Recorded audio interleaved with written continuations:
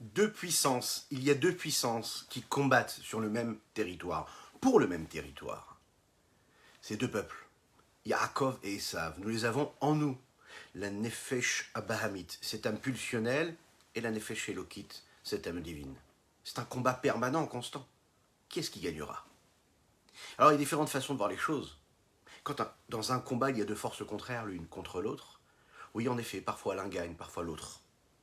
Mais lorsque l'on voit ce combat comme l'obscurité face à la lumière, on se rendra compte qu'en réalité, où les hommes, Yehematz, la suprématie, c'est elle qui s'installera, qui prendra le pouvoir sur l'autre, sans que l'autre ait à combattre. Pourquoi? Parce que la lumière a ça de si particulier, que lorsqu'elle se présente face à l'obscurité disparaît de lui-même. Plus besoin de le combattre. La lumière fait disparaître l'obscurité. Le bien que vous avez chacun en vous, le Rabbi de Lubavitch nous le dit, il est bien plus fort que le mal, que le négatif. Tout ce qui est obscur, tous ces ténèbres qui font partie de notre conscience, de nos pensées, de nos émotions, disparaissent aussitôt que la lumière de la Torah et des mitzvot s'installe dans notre existence. Boker Tov à toutes et à tous. Je suis infiniment heureux de vous retrouver pour partager avec vous ce magnifique moment, à savoir l'étude de notre Tanya du jour. J'espère que vous allez bien. Shavua Tov les Koulam. Je vous souhaite en effet une excellente semaine, qu'Akadosh Baruch Hu vous apporte tout le bonheur, la joie intense, la réussite matérielle et spirituelle dans tous les domaines. Et nous allons commencer juste après ces quelques notes de Nigun. Je vous invite à partager, à liker, à commenter cette publication, afin que nous soyons encore et toujours plus à étudier ensemble cette merveille, cette lumière de la Chassidoute, qui nous permettra de nous rapprocher de la venue de Mashiach, maintenant. Aïtadédallah, aïtadédallah, aïyayayadam, aïtadédallah, aïtadédallah, aïyayayay. Aïtadédallah, aïtadédallah, aïyayayadam, aïtadédallah, aïtadédallah, aïyayay.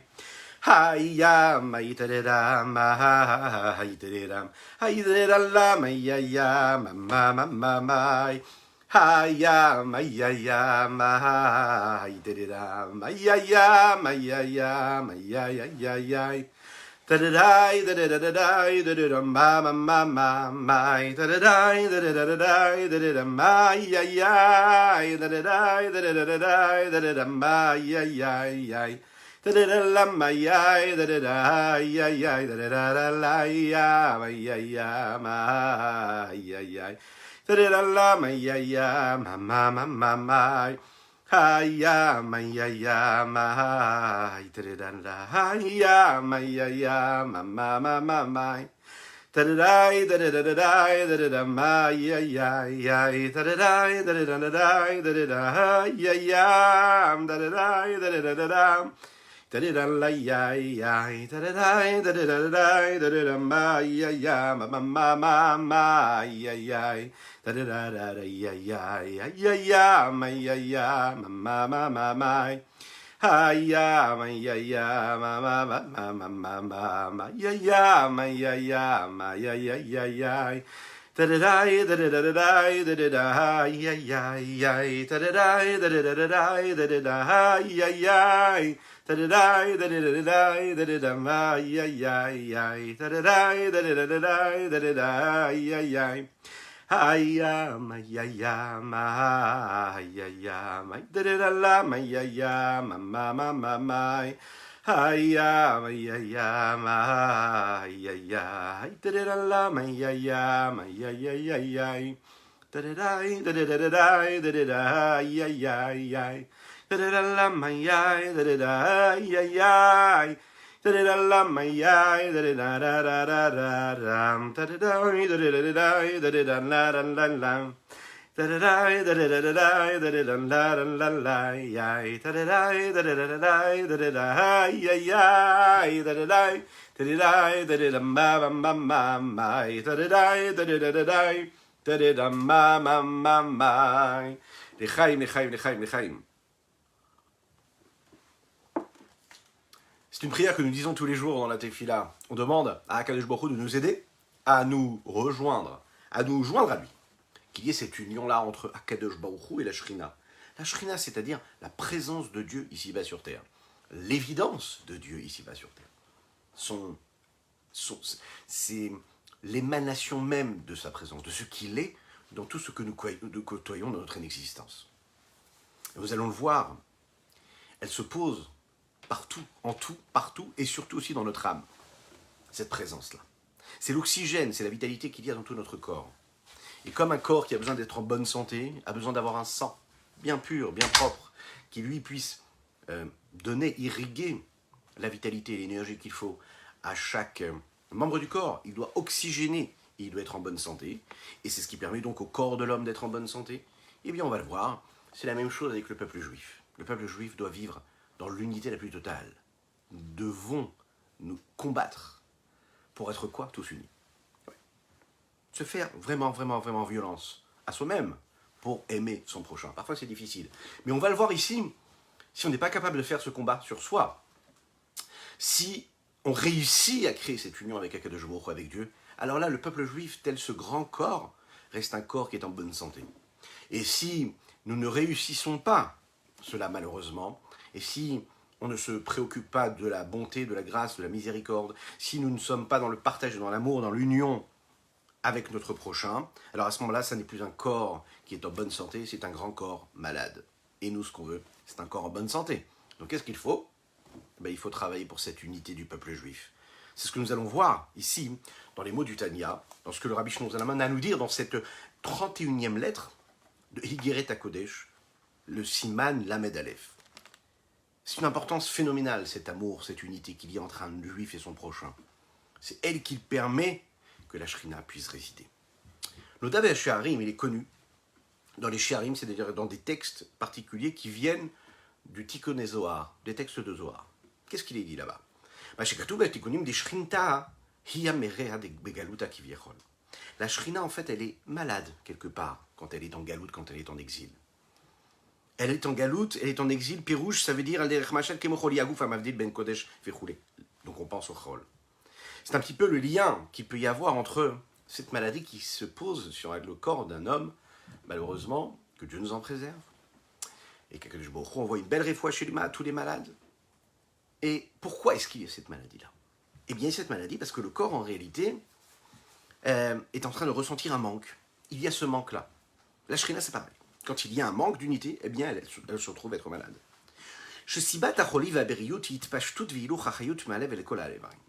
La raison pour laquelle le corps est donc malade, et qu'il est en manque de bonne santé, c'est parce que la vitalité qui vient du cœur n'a pas oxygéné tous les membres du corps comme il fallait. On le sait, la base de tout, c'est la bonne santé, et c'est la pureté du sang.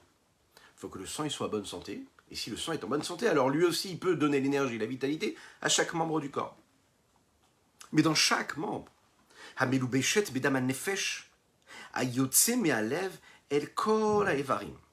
c'est une vitalité qui vient du cœur et qui va s'habiller dans le sang de l'âme, qui sort du cœur et qui va se poser sur chacun des membres. Et là, il va tourner, il va contourner, il va aller irriguer chaque élément, chaque membre, avec ce souffle de vie-là. Dans chacun des détails, des petites fibres et des artères de chaque membre et dans chaque membre lui-même. Pour devenir la vitalité même, il s'avale complètement dans le membre. Il devient le membre. Vechoser el alev. Et le détail qui nous intéresse ici, c'est cela, surtout. C'est qu'ensuite, ce sang-là qui a donné cette vitalité à tous les membres du corps, ensuite, il va remonter à sa source et retourne au cœur. Et ça, c'est très intéressant. En fait, ce sang-là, qui vient du cœur, fait un long voyage. Et un long voyage qui est long, mais qui est en même temps très précis. Il est très particulier. C'est qu'il va dans chaque membre, et ensuite, il retourne à la source. Qu'est-ce que ça veut dire?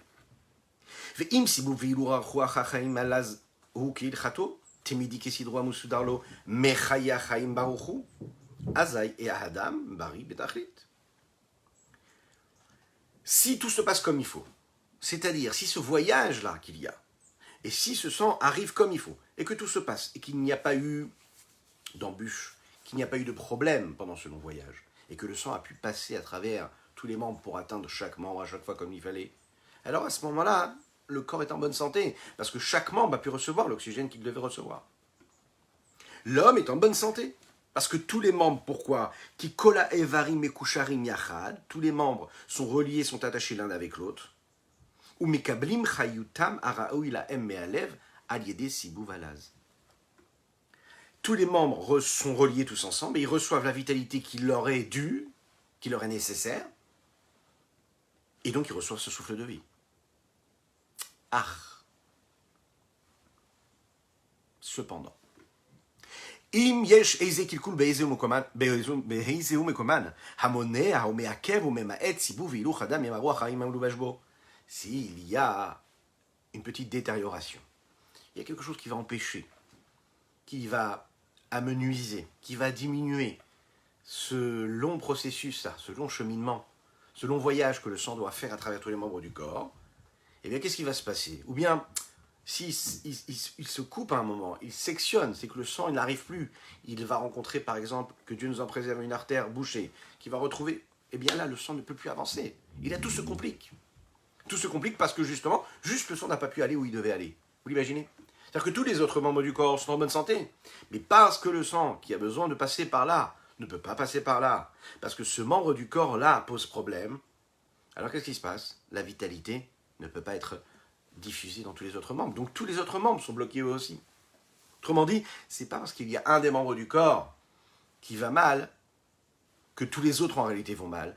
C'est s'ils vont mal et s'ils ne peuvent plus être présents et être vécus avec leur bonne santé, c'est tout simplement parce qu'il y a ce membre-là qui bloque la vitalité.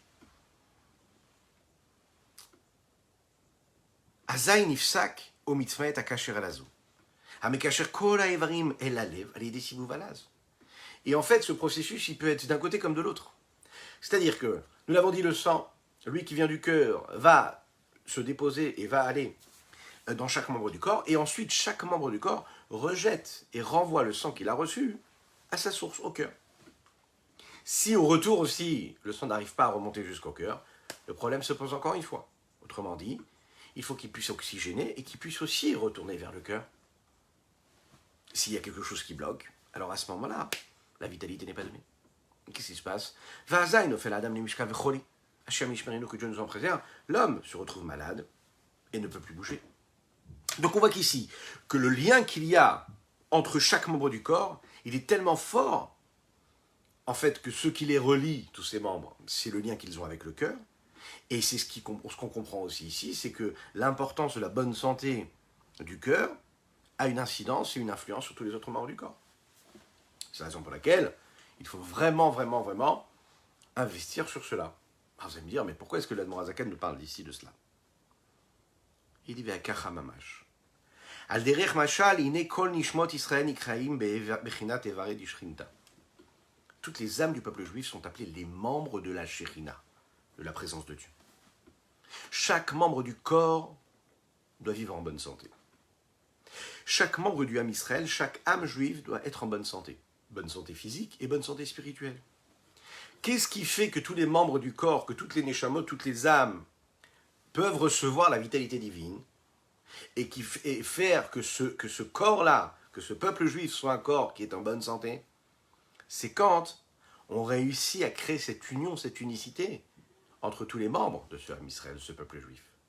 Quand il y a l'amour qui est diffusé, quand cet amour, cette unité est là entre chacun et chacune du peuple juif, alors à ce moment-là, tout le corps il est bien. Pourquoi? Parce que la shrina elle est présente. Le cœur va bien. Et en réalité, de la même manière qu'on reçoit la vitalité de la shrina, c'est-à-dire de ce cœur-là, et que c'est elle qui va nourrir chacune et chacun d'entre nous, et que quand il y a une symbiose, quand il n'y a rien qui coupe, quand il n'y a pas d'embûche, quand il n'y a pas quoi que ce soit qui sectionne et qui bloque ce passage-là, cette transmission, et cet ensemble-là, alors, à ce moment-là, le cœur est en bonne santé. Alors, à ce moment-là, Kadosh Baruch Hu peut résider. Alors, la Shrina, elle se sent bien. L'évidence de Dieu et son émanation se posent sur cette terre-là, et dans notre vie, dans notre existence. Et le retour aussi se fait comme il faut. C'est-à-dire que chaque juif, quand il accomplit la volonté de Dieu, c'est-à-dire d'être toujours dans l'harmonie, dans l'amour de son frère juif, alors à ce moment-là, il permet le retour d'énergie qu'il a reçue. Il renvoie à Kadosh Baruch Hu ce que lui-même il a reçu. En réalité, ce qu'on regarde ici, c'est que Dieu, ce qu'il veut, c'est que justement sa vitalité puisse se poser dans l'humanité tout entière, dans chacune et chacun d'entre nous. Parce que quand vraiment on fait ce qu'il faut, on lui renvoie à lui aussi ce que nous avons reçu. Et on lui renvoie avec une vitalité qui a été travaillée par l'être, par chacune et chacun d'entre nous. Et cette shrina, notre devoir à nous, c'est de la faire vivre. La shrina, vous savez, il y a la shrina, il y a la gdusha. Il y a quelque chose qui est saint, il y a quelque chose qui est la shrina. Quelle est la différence? Vous savez, on nous demande de créer, de servir Dieu. Il y a différentes façons de servir Dieu. On peut servir Dieu en aimant Dieu. On peut servir Dieu en craignant Dieu. Parce que si parfois on craint seulement Dieu et qu'il manque de l'amour, il va manquer quelque chose. Il faut qu'il y ait cette forme de crainte, il faut qu'il y ait aussi cet amour-là. Il faut qu'il y ait en réalité cette union de tous les sens, cette union de ces contraires-là, l'amour ou la crainte. Ça peut être en réalité plus des contraires, mais quelque chose qui va ensemble. Shrina, ça veut dire quelque chose qui se pose, qui réside. Vous avez quelque chose qui réside dans quelque chose d'autre. Ici, ça veut dire que la Shrina, qu'Akadosh Baruch Hu, que Dieu, réside en nous. Il descend en nous. Il est dit, Veshachanti betocham, je résiderai parmi vous. Quand on parle par contre de Gdusha, de Kadosh, la Gdusha, c'est un petit peu le terme, la sainteté qu'on emploie quand, par exemple, vous savez, un homme se marie à son épouse. La phrase qu'il prononce, c'est Ariat mekudeshet li betabadzo kedat Moshe Israël. Tu m'es sanctifié par cet anneau-là, par cette bague, comme la loi de Moïse et d'Israël. On emploie le mot Gdusha ici. Qu'est-ce que ça veut dire la Gdusha? Ça veut dire qu'en fait, cette épouse-là, elle sera sanctifiée à son mari et donc séparée du reste du monde. Le jour de Shabbat, c'est un jour qui est Kadosh. Il se sépare des autres jours de la semaine. La Gdusha, la sainteté, c'est ce qui nous sépare du reste. On le différencie du reste. Akadosh Baruch Hu est séparé de nous. Akadosh Baruch Hu. Le Saint béni soit-il est appelé Kadosh parce qu'en fait, il se sépare du monde profane. A priori, s'il se sépare, il ne réside pas sur nous, puisqu'il est séparé.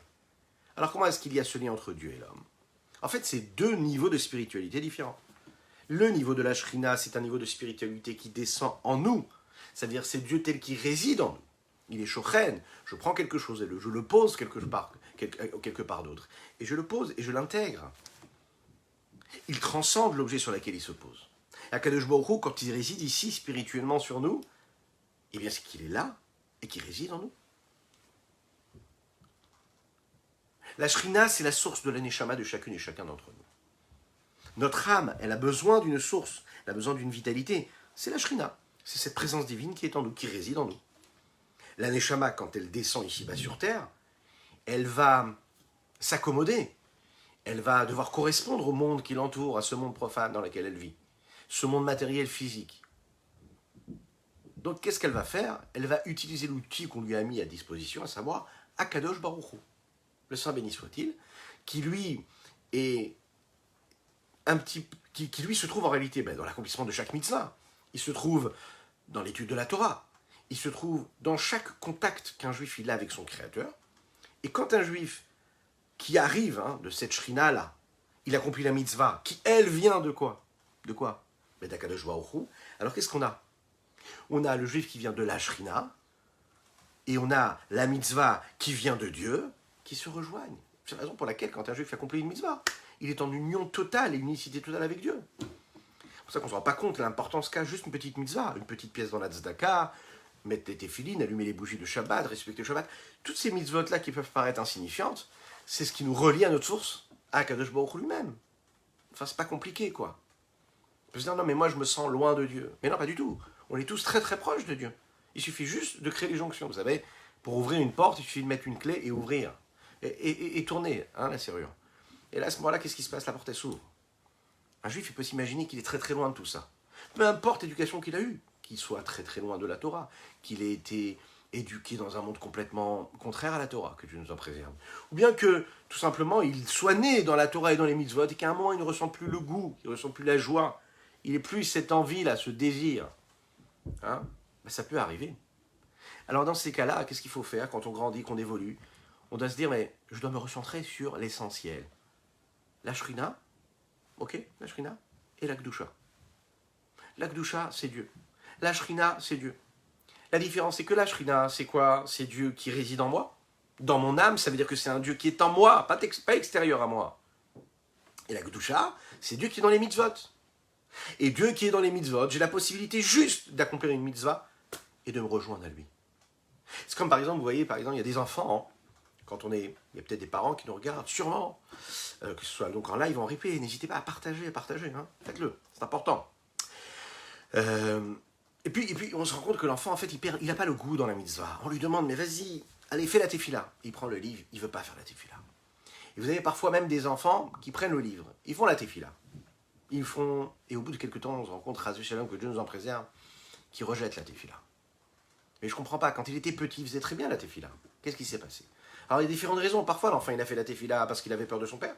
Parfois, il a fait la tefila parce que, bon, il voulait jouer le jeu. Mais derrière, au fond de lui, il ne faisait pas la tefila. Au fond de lui, il ne vivait pas le message. Il le faisait parce qu'on lui a imposé de le faire. Ça peut arriver. Parfois, vous avez un enfant qui ne veut pas faire. Vous avez beau lui répéter 15 fois, il ne va pas le faire. Il ne trouve pas le désir, il ne trouve pas la passion dans le fait de lire la tefila. Ça ne lui parle pas. On parle des enfants, des enfants qui peuvent même des enfants de familles religieuses, de familles pratiquantes. Mais on parle aussi de nous, des adultes qui peuvent être aussi des grands enfants. Parce que parfois on est comme ça, on a l'impression de faire les choses de manière mécanique, de ne pas ressentir, etc. Alors qu'est-ce qu'il faut pour cela? Qu'est-ce qu'il faut? Il faut se rappeler l'essentiel. Il faut se rappeler que la clé, elle est là et qu'elle peut ouvrir les portes. Quelle est cette clé-là? Se rappeler pourquoi on fait les choses. Que ce soit pour nous-mêmes, que ce soit quand on est dans l'éducation des enfants. Rappeler pourquoi est-ce que tu fais cette chose-là. S'asseoir avec un enfant et lui expliquer, lui, tu sais, tu vas prier, mais tu vas prier pour que tout se passe bien pour toi. Tu vas prier pour un autre enfant qui a peut-être besoin d'une prière. Tu sais que toi, Baruch Hashem, quand tu rentres chez toi à la maison, tu as de quoi manger. Et peut-être qu'il y a des enfants qui n'ont pas de quoi manger. Tu vas prier pour eux. Redonner le goût à ça. Et de leur rappeler que quand on prie, en fait, on est en train de permettre à Kadosh Baruch Hu, à Dieu, de résider. Que si Hachem, il entend la prière d'un petit enfant, il va se dire, ok, très bien, je suis heureux de cela. Si on dit ça à un enfant, l'enfant, il comprend que sa prière à lui, que sa tefila, c'est pas juste une obligation, c'est pas une contrainte.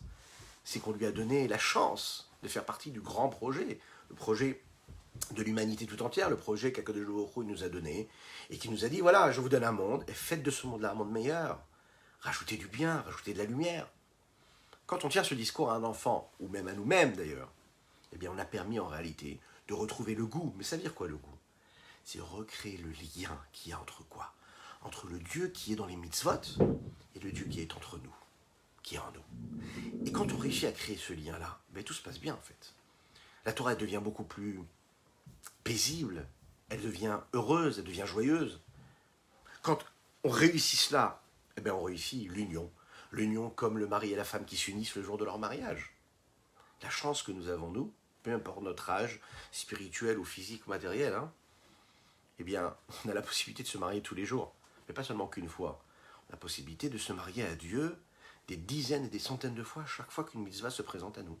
À chaque fois qu'on va prononcer un mot de Torah, à chaque fois qu'on va accomplir une mitzvah. C'est comme ça que ça se passe. Oui, ça se passe de cette façon-là. L'union entre Akadosh Baruch Hu et ses mitzvot. Oui, je sais, mais il faut le savoir. Hein. Kadosh Baruch Hu, c'est le Khatan, le Ham Israël, c'est la Kala. Et qu'à chaque fois qu'on fait une mitzvah, on est en train de sublimer cet instant-là et lui donner toute sa force.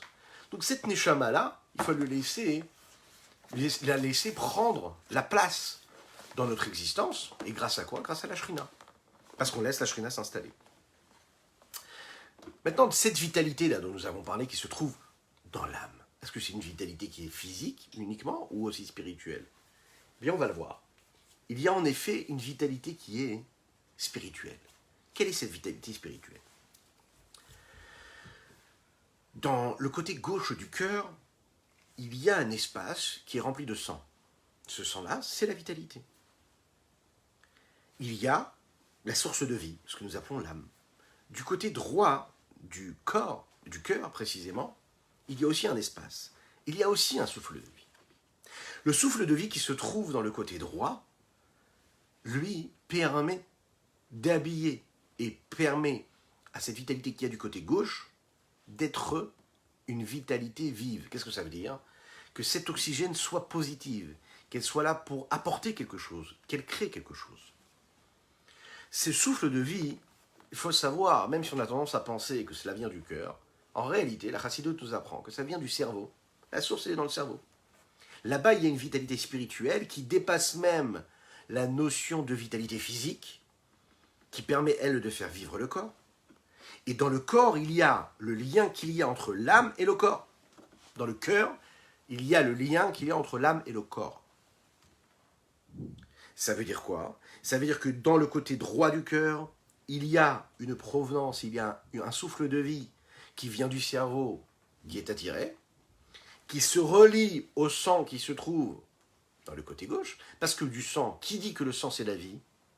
Oui, le sang c'est du sang. Ok, on a compris, le sang ça oxygène le reste. Mais qu'est-ce qui fait que le sang, lui, va donner de la vitalité? Il faut bien qu'il y ait quelque chose. Il y avait une autre force, il y a quelque chose de plus fort, de plus haut, ben, c'est quelque chose de spirituel.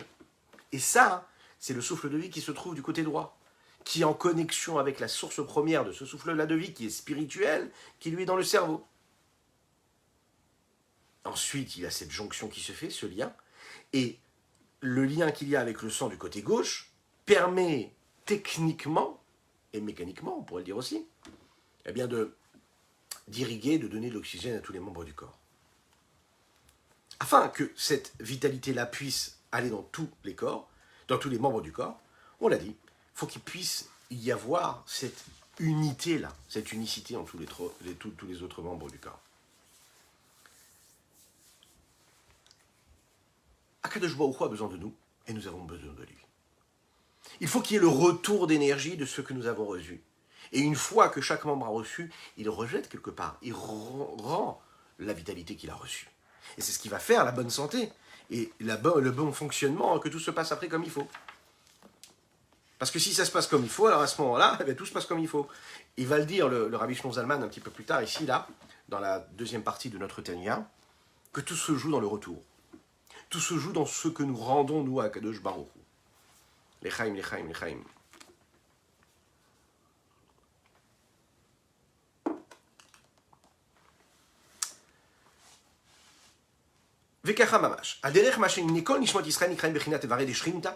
Toutes les âmes du peuple juif sont appelées les membres de la Shekhinah, le membre de la présence divine. Anikred Beshem Lev, elle est appelée le cœur, que Moshe Katouv, Vetsur Levavi. C'est appelé comme ça dans les textes. Vetsur, le rocher de mon cœur. Mais qu'est-ce que ça veut dire? Que Moshe Katouv, Veshachanti Betocham, je résiderai parmi vous. Qu'est-ce que ça veut dire? Pirouche. Quel rapport y a-t-il entre la Shekhinah et le cœur, et la vitalité qui va dans tous les membres du corps? Quand nous disons Shrina, ça veut dire que la lumière du nom de Havaye, Yud Ke Vav Ke, c'est l'attribut d'Akadosh Baruch Hu qui apparaît dans ce mot-là, dans ce nom-là d'Hachem, Havaye, réside dans tous les mondes, Bria, Yetzira, Asiya, les mondes de la création, afin de les faire vivre.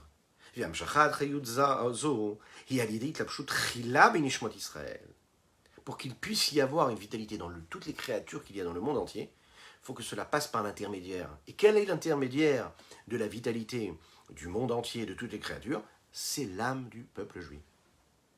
C'est la raison pour laquelle il doit être en bonne santé. Quand il est en bonne santé, alors il peut apporter de la lumière au monde entier. Quand cette vitalité-là s'habille d'abord dans l'âme du juif, toutes les autres créatures n'ont pas du tout de contact avec le Créateur. Elles n'ont pas ce raffinement que l'âme divine qui se trouve dans chacune et chacun d'entre nous a.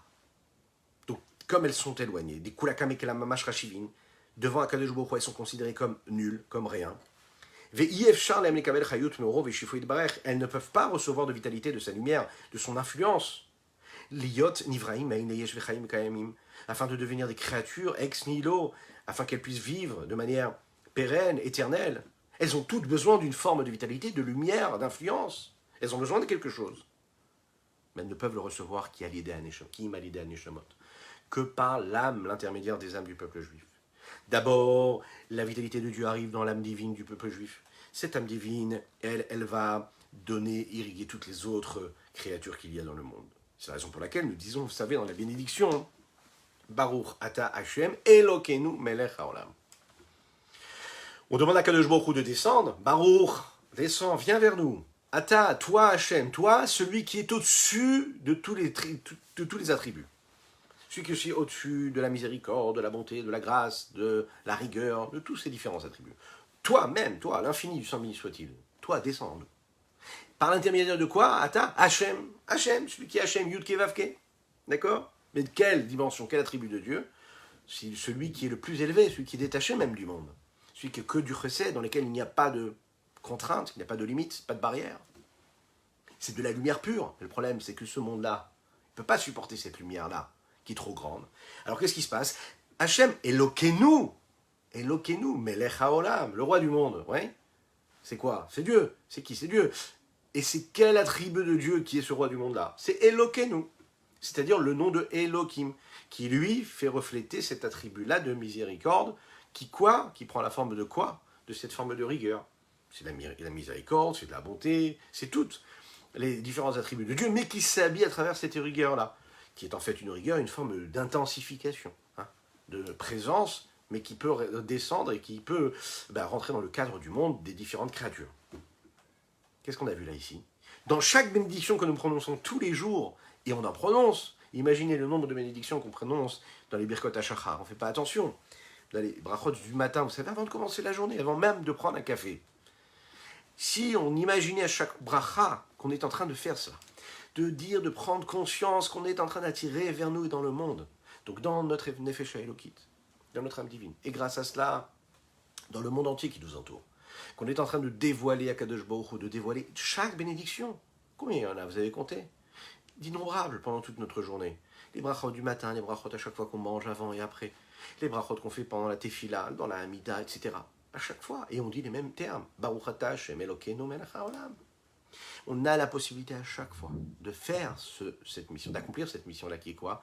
De faire descendre l'infini du Saint béni soit-il dans ce qu'il a de plus haut, d'infini, dans les limites du monde. Et c'est notre but à nous.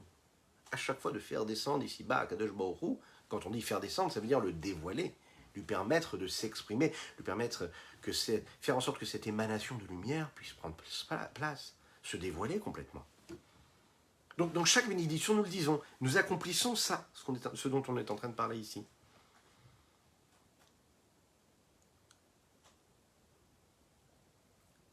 Toutes ces neshamot, shehalou b'machashava, qui, à la base, viennent de cette source qui est la pensée de Dieu.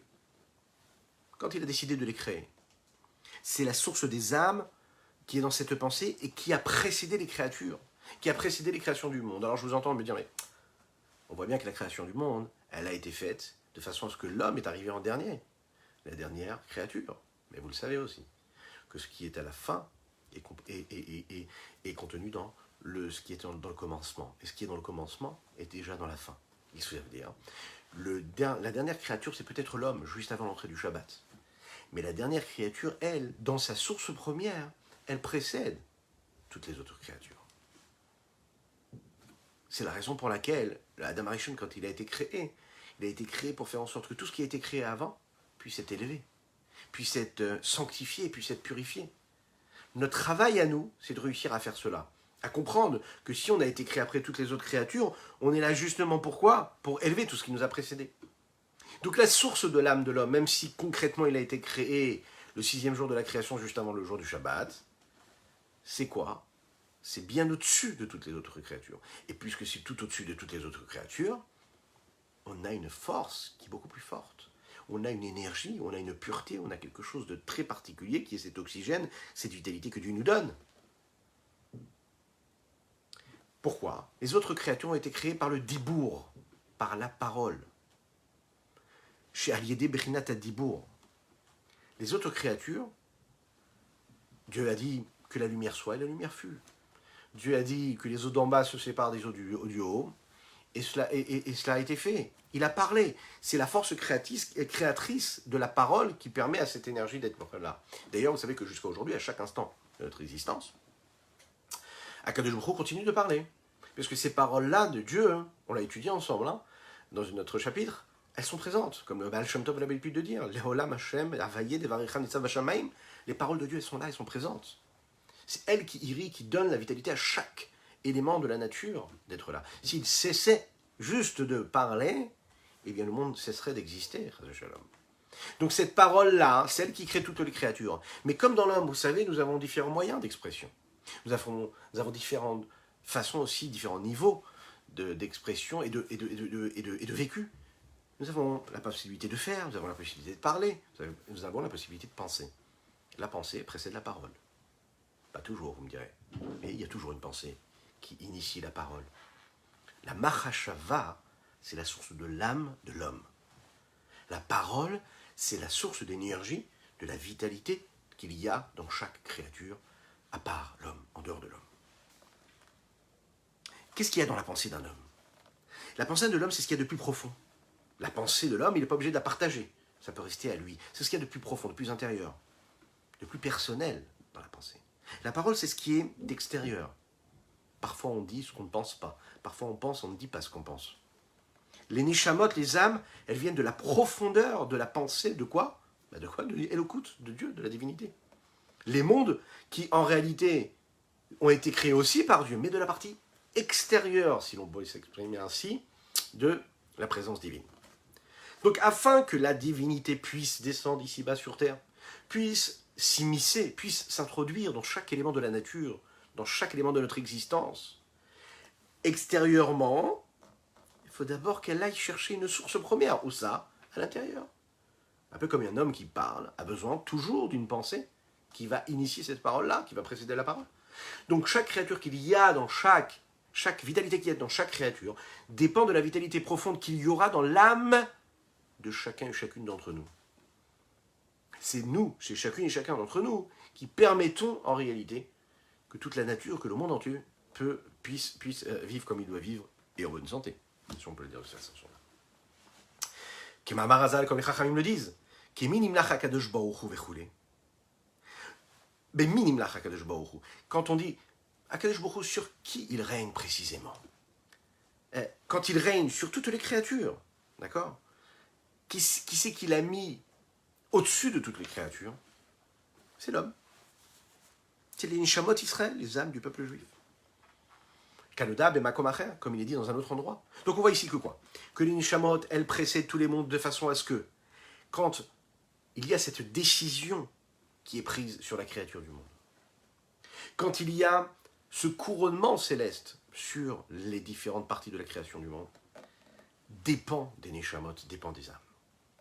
Tout ça, c'est ce qui est dit en rapport avec la vitalité divine, qui est habillée, qui est traduite par ce que nous appelons la Shrina, dont nous avons parlé juste avant. Comme ce souffle de vie qui arrive dans le cœur, et qui vient du cœur, et que du cœur il va dans tous les membres.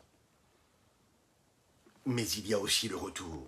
Ce souffle de vie revient aussi vers le cœur depuis tous les membres.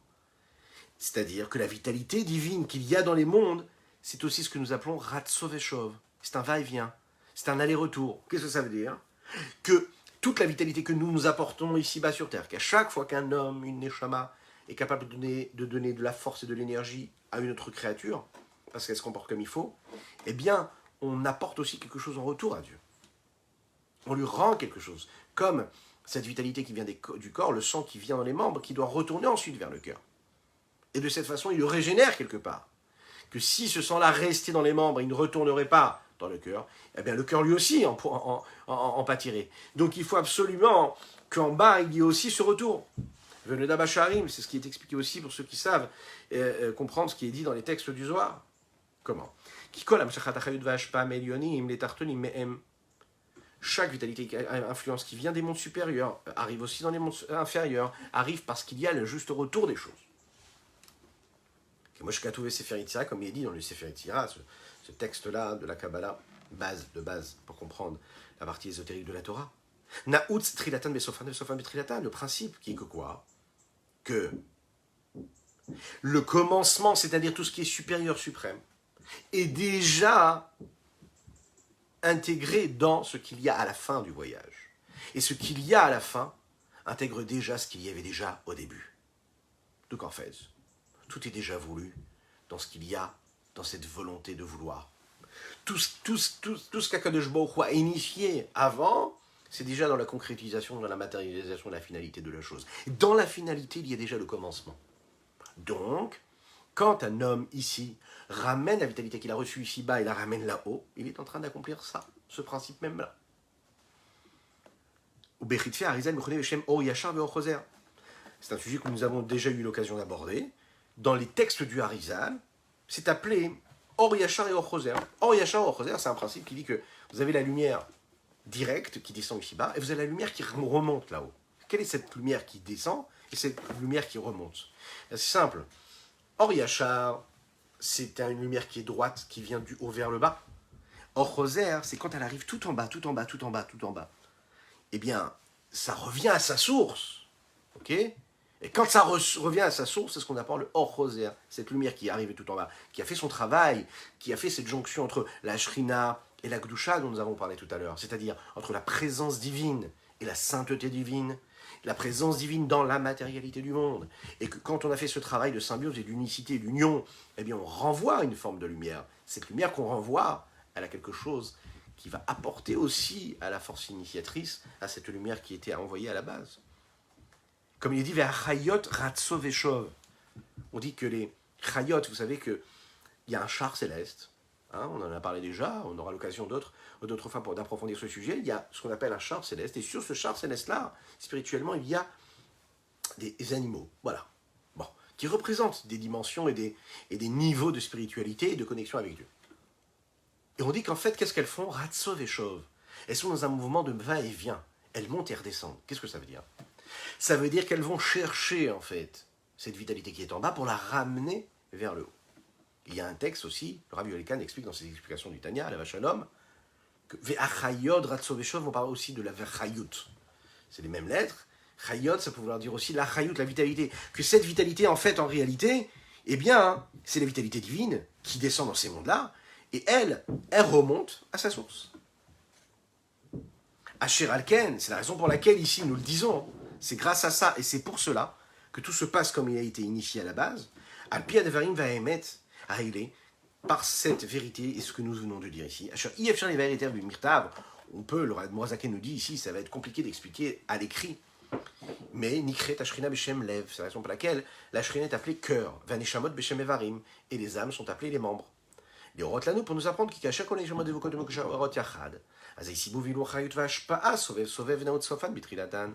Comme nous l'avons dit tout à l'heure dans la métaphore et dans l'exemple que nous avons pris du cœur, quand toutes les neshamot, toutes les âmes du peuple juif, elles sont attachées, réunies l'une avec l'autre, quand il y a un véritable amour et un partage entre un juif et son frère, quand il y a vraiment cette symbiose, quand il y a vraiment cette unité, vous savez ce qui se passe? Il se passe que tout se passe comme il faut, que tout ce cheminement de vitalité, ce long voyage de la vitalité divine, descend dans l'âme d'un juif, elle va dans l'âme d'un autre juif, elle va dans l'âme d'un autre juif. Et cette unité permet un retour de lumière vers Dieu qui est très important et qui permet en fait la liaison et le lien qu'il y a entre toutes les âmes et grâce à toutes les âmes entre tous les mondes spirituels et matériels. Imaginez l'importance que chacune et chacun d'entre nous avons. Et pour cela, nous devons être dans l'unité. Comme nous le disons dans le texte, il le dit ici. Atem nitzavimayom. On doit se rattacher à quoi? À la Havaye Echad, à l'unité et l'unicité même de Dieu. Ou les Dov Kabo, il paraît que tu s'attaches à lui, comme Shekatou, Vatem Mitzavim Mayom Kulecham, Lifne Havaye Lokechem. Vous vous tenez tous, il est dit comme ça dans les textes, tous ensemble, tous, Kulechem. Devant qui? Devant Havaye, devant Yud Kevavke, c'est-à-dire le nom d'Akadosh Baruch Hu qui précède même la créature, même toutes les différentes limites qu'il y a dans le monde dans lequel nous vivons. Mais on doit être Kulchem, on doit se tenir tous ensemble pour pouvoir atteindre ce niveau-là. L'ifne, c'est intéressant. L'ifnechem, l'ifne, ça veut dire devant. Pourquoi devant? Alors, Mourazaken explique ici pour conclure et terminer ce Tanya. Il dit l'ifne daika, c'est précisément devant. Pourquoi? Parce que quand on est vraiment tous ensemble, alors les neshamot sont devant. Qu'est-ce que ce sont devant? Elles sont capables de se poser, de se présenter, même plus haut que le nom de Havaye, Elokechem. Vous imaginez un petit peu ce que ça veut dire? Ça veut dire plus élevé que le niveau du nom de la tribu de Havaye qui se révèle être Elokechem, le Dieu qui descend dans les limites du monde. Ça veut dire qu'on arrive à aller à retourner à la source qui précède même les différents attributs de ce que Dieu est. Vous imaginez? Parce qu'on sait qu'il y a la présence de Dieu telle qui apparaît à travers ses différents attributs, à travers les différents niveaux. Mais quand on est vraiment dans l'unité, on arrive à même retourner à une source qui précède cette différence-là. Et ça, c'est exceptionnel, ce qu'on est en train de nous dire ici. L'Echaim, l'Echaim.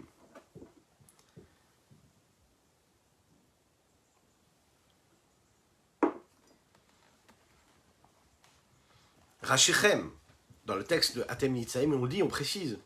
Vous êtes tous au même niveau, ceux qui sont à la tête, ceux qui sont moins à la tête du peuple juif, ceux qui sont les puiseurs d'eau, ceux qui coupent le bois, ceux qui sont les responsables du peuple. Vous êtes tous au même niveau. Vous imaginez un petit peu ce que ça veut dire ici? Quand vraiment tout le monde, quand on est dans l'unité, alors à ce moment-là, on précède même, et on est même avant le nom de Havaye, Yud Kevavke et de Elokechem, c'est-à-dire Havaye tel qu'il est dans Elokechem. Ça veut dire quoi? Des différents niveaux de spiritualité jusqu'au dernier niveau, les plus élevés niveaux de spiritualité, comme les derniers et les plus bas niveaux de spiritualité sont dans une jonction et dans une unité le plus totale, parce que peu importe le niveau que chacune et chacun d'entre nous pourront avoir, si on est capable d'être dans cette unité, dans cet Ahavat Israël, dans cet amour du prochain, alors on arrive à dépasser en fait toutes les limites. Vas-y, Uvan Mamaraza, et passant pourra comprendre. On pourra comprendre malheureusement que quand on a perdu le Beth Amikdash, Bezrat Hashem qui va être reconstruit très rapidement, la destruction et la chute du peuple juif en exil et le fait que la Shrina elle se soit séparée de manière moins visible, en tout cas elle est moins présente visiblement, elle s'est voilée, et le fait qu'on ait été amené à se retrouver en exil dans toutes ces différentes parties du monde, eh bien, c'est en fait, il faut le savoir, c'est que cette Shrina elle est encore avec nous. Elle est avec nous et on est partout. Mais tout ça a eu à cause de quoi? À cause de la dispersion des cœurs. Le fait que soit la séparation des cœurs. Le fait qu'on soit dissocié. Le fait que chacun soit concentré sur son égocentrisme. Le fait que chacun soit concentré sur son narcissisme, sur son égoïsme. Le fait qu'il y ait cette jalousie, cette convoitise. Le fait que tout ce côté négatif ait pris autant de place dans le Ham Israël, dans le peuple juif, c'est ce qui a fait qu'on a perdu le Beth Amikdash. Et ce que nous on doit faire, c'est qu'on doit faire complètement l'inverse. Que Dieu nous en préserve de vivre cela, la reine, c'est-à-dire la destruction. La reine, Nikret Chola Halech Mashal, c'est la raison pour laquelle il dit la Shekhinah, elle est malade de ça. Qu'est-ce que ça veut dire? Comme c'est décrit ici dans le Zohar. Que moi je suis Omrim, Somer Noflim Verofecholim, comme nous disons dans la Hamida tous les jours. Somer Noflim Verofecholim ou Matir Asurim. Akadosh Baruch Hu, il Somer Noflim, il soutient ceux qui tombent. Verofecholim, et il guérit les malades. De quels malades nous parlons ici? Nous parlons au pluriel, alors qu'on parle en réalité de quoi? De la Shrina. Alors en réalité, on parle ici de quoi? Em Kola Evarim Vechule. En fait, nous parlons de tous ces membres-là qui sont, tous ces membres qui reçoivent de la Shrina. Puis c'est quoi tous ces membres? C'est tous les êtres, toutes ces neshamot qui reçoivent de la Shrina. Donc, elles sont noflim, ils sont ce qu'on appelle tombants, ou ils sont malades lorsqu'ils ne sont pas dans cette union le plus totale. C'est la raison pour laquelle, quand on réussit à recréer cette union, eh bien on crée et on fait en sorte qu'Akadosh Baruch Hu puisse résider ici-bas. C'est ce que nous allons nous souhaiter. Ezrat Hashem, avec une bonne semaine pour se préparer à Rosh Chodesh du mois de Kislev. Donc c'est une belle semaine de préparation, le mois de Kislev dans quelques jours. Vendredi, Ezrat Hashem, Rosh Chodesh. Donc, que Dieu vous donne et qui vous apporte et qui vous offre une semaine exceptionnelle de bonté, de grâce et de miséricorde. Que votre existence soit inondée de réussite matérielle et spirituelle. On a étudié pour la bonne santé, pour la réussite totale de Shalom Dover Ben Mesoli. Que Dieu lui donne beaucoup de force et d'énergie et de clairvoyance et une belle vue dans tout ce qu'il faut. Et une facilité dans tous les domaines matériels et spirituels à l'infini. Dites Amen ve Amen. À bientôt et n'oubliez pas de partager.